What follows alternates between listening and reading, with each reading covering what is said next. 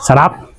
Hello mga ka-Jollibet, good morning. Now for today, ma-cooking siya naman kita sin cocido na sibubog sa kangkong and ukoy na kangkong. Okay, first, I have here, ang gusto ko kasi sa cocido, ingigisa mo na. So, parang ginisa lang din, ano?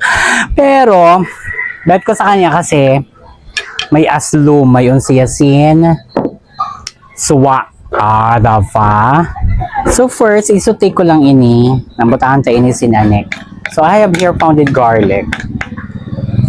So basta, kamo, magluto sin masiram. Simple pero masiram na ulam. Putang-taan, garlic, luya, and sibuyas. So ini cocido na sibubog na may unsing kalamansi.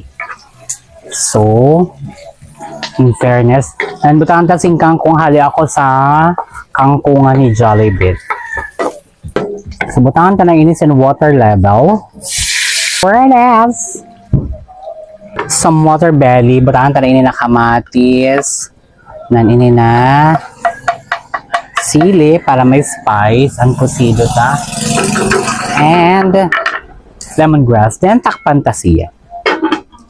Okay, so next I have here kangkong na pinino ko na sindiyo. Butangan ta inisin, put some salt and ground black pepper. Himuon ta ini na uko. I have here bawang. Tapos, pinuhon ta siya. Yan, ibutang ta ini din sa ato mixture. And sibuyas. Pinuhon ta man ini hapon na sibuyas. So, kamo man may pwede man kamo mag-carry bells na magluto sin mga anik-anik na creative menu. Basta, delicioso.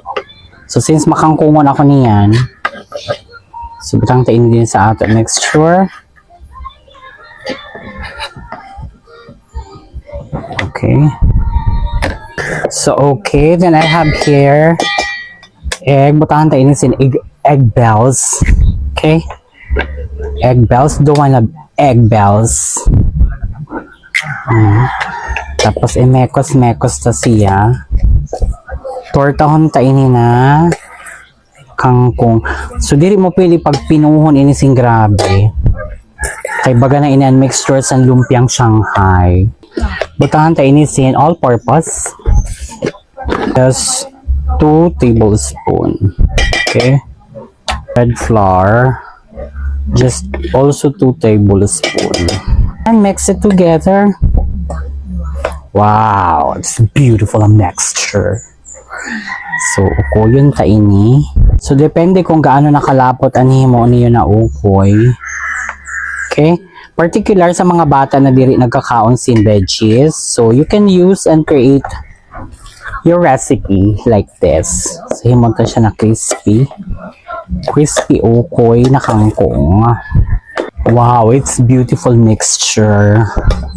You can put some splash of patis since mayroon na siyang asin, so magbe-blend pa siyaan lasa niya, diba? So, okay na siya. So, preheat na natin siya. Put some oil.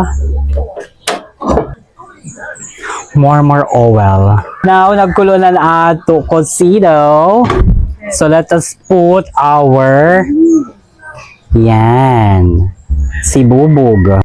Okay, put all the sibubogs here.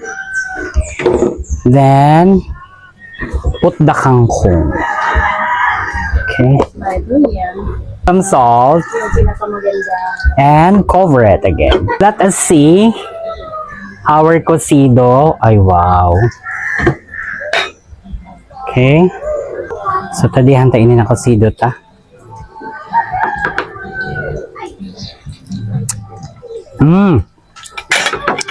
Karam. So, simmer natin siya just 5 minutes. Then, ang ato ukoy na kangkong. Wow. Perfect. Lava. So, after 5 minutes, wow. So, ibutang tanay ini na ato calamansi. Calamansi juice. Okay. Okay na siya. Ang uunta naman sa kahirapan na ato ukoy. Yan. Perfect. Nato ukoy na kangkong. Again, we put some mixture ulit.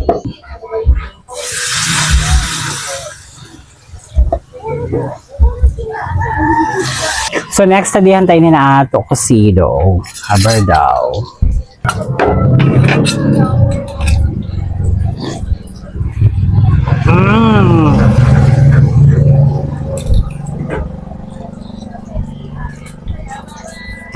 Kasaram. Perfect. Then, tadihan tayo na ukoy na kangkong sa suka. Okay?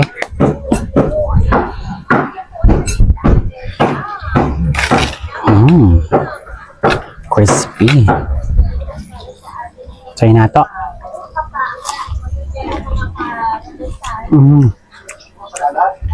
Sarap.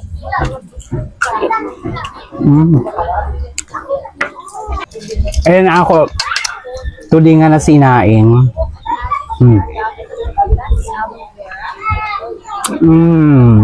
Perfect.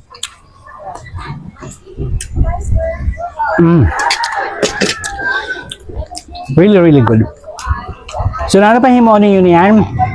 Magluto mang kamo sin masiram na recipe sa kangkong. Okay? So, kusido na kangkong and ukoy na kangkong. Thank you for watching. Please subscribe to my YouTube channel, Jollibit. And please share all my videos sa aking mga cookies. So, maraming salamat. Thank you for supporting me. God bless you.